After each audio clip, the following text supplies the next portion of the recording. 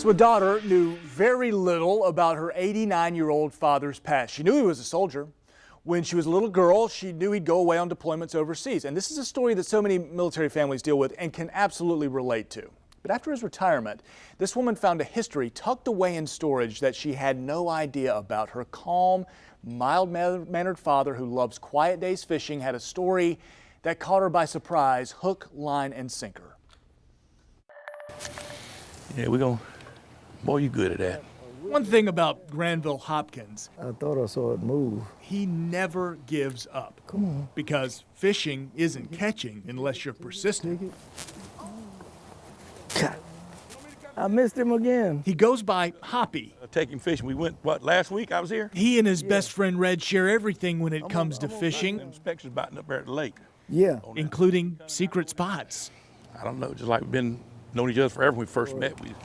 And while Red knew Hoppy was Right in the there. Army, I'd be all up in that yard. Take it, take it, take it. he didn't fish for much more information. I don't try to pull any of that stuff out of him. That's not, our friendship's not around his military service. It's our passion, both passion are fishing.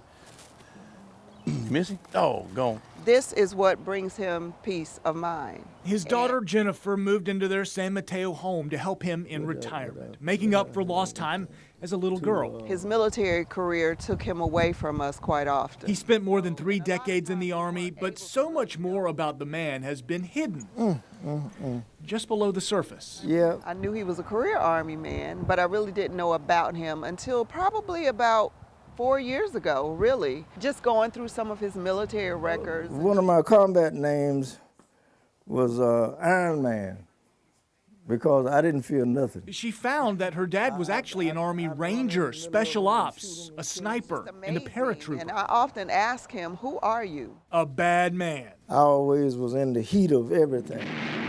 His Army career started at the very end of World War II, concentration camp cleanup. But my job was at the front gate of Dachau. Then he jumped into Korea. Yeah, that was a combat zone. And the enemy was all over that place, all over it. And if that wasn't enough, Hell. And I knew my men and I were not gonna survive it. he led a platoon in Vietnam. It was death on top of death, but we had to take this area. That's where he earned one of his 3 Purple Hearts. And I looked down and my legs were just streaming with blood. I was covered from here down. AK-47 had gunned me. He fought in and survived 3 wars. My faith is what kept me going. And persistence. If you think he looks young, you're right. He asked his mom to sign him up for the Army at 16. She refused, but he went to the recruiter in downtown Ocala anyway. I said, I see your sign out there. He said, yeah, that's for men. I said, well, I consider myself as a man. No, you're too young. So he asked his aunt to fake his age in the paperwork. And she raised hell with my aunt, my father's sister. All this military history, the commendations and pictures.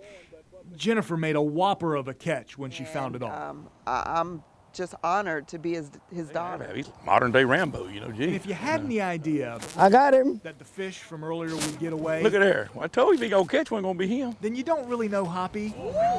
See that? That's a nice one. Yep, I told you I was gonna get him. But there's time to get to know him now, I told you I know how to fish. all because of his daughter's lucky catch. It's a joy for me to be here to help him live the rest of his life doing this, just like that.